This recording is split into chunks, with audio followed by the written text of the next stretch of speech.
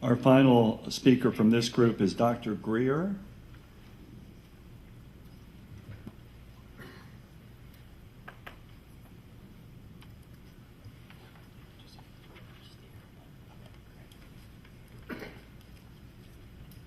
Hi, I'm Dr. Stephen Greer. I'm a trained surgeon and a healthcare sector analyst. I performed hundreds of open heart surgery cases, and I know the medical device industry pretty well. I'm speaking today to urge caution to the panel in approving the Sapien valve. A bad chapter in medical device FDA regulation is set to repeat itself if the Sapien valve is allowed on the market for broad use. In 2003, the Cypher drug-eluting stent was approved with only 1 year follow-up data. Dr. Marty Leone of the CRF was leading those studies. Now, in 2011, the Edwards Sapien percutaneous aortic valve is up for approval, again with only 1 year follow-up data. And it's Dr. Leone is also one of the principal investigators. The partner trials to be reviewed today followed the Sapien valve for only 1 year. Traditionally, mechanical valves have had the highest regulatory hurdle, and for good reason.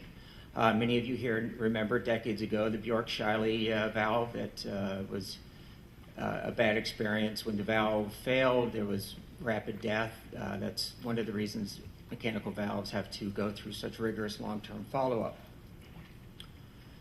Back with the Cypher valve, at Cypher stent as an example, comparison here, it was only after 1 year when aneurysms started to show up and form, otherwise known as late stent malapposition. What will we see with the Sapien valve after 1 year? Will we see more retrograde leakage? Will we see even higher stroke rates? Will we see heart block requiring more pacemakers? In 2003, the Cypher stent was granted rapid Medicare approval even before the FDA. As a result, off-label usage skyrocketed. At one point, more than 90% of all PCI cases involved a drug-eluting stent. Then came the evidence. Stents just don't work.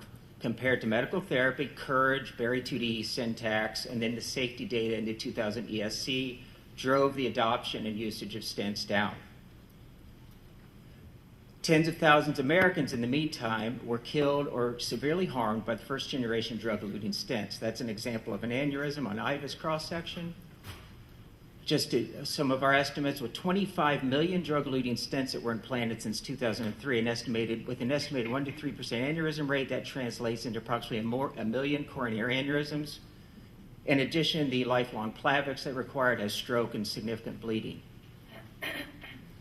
And the Cypher stent just was recently announced by Johnson & Johnson that they're exiting the business altogether. Now, with the Sapien valve, we've already seen at least a 7% stroke rate in the very short study so far, per the FDA analysis, in addition to significant bleeding and 50% of the patients getting femoral artery damage and iliac artery damage and aortic dissection. Per the FDA documents, Dr. Leone et al. Changed the definition of stroke to major stroke in the partner trials, presumably to decrease those numbers. The partner study, is important to note, is not even fully published and fully analyzed. We're just looking at the cohort B here. Why the rush? Is this a business move to get ahead of the Medtronic trials? By the year 2015, according to JP Morgan estimates, an estimated 400 implanting medical centers will be placing 26,000 Sapien valves a year. That translates into approximately 18,000 strokes per year caused by the Sapien valve. The cases we just heard were the lucky ones, and I'm very happy for you. Many patients would rather die from heart disease than be crippled by a debilitating stroke as an octogenarian. In the United States, FDA approval lets the genie out of the bottle. Unlike Europe, where reimbursement doesn't happen quite often, approval by the FDA almost certainly means reimbursement and rapid usage of a device like this. Related to that, a recent JAMA study that was conducted by the American College of Cardiology showed that 50% of coronary stents were implanted with inappropriate indications. Edwards is already preparing, we know this, is already preparing to launch the Sapien in hundreds of hospitals, not just the centers of excellence.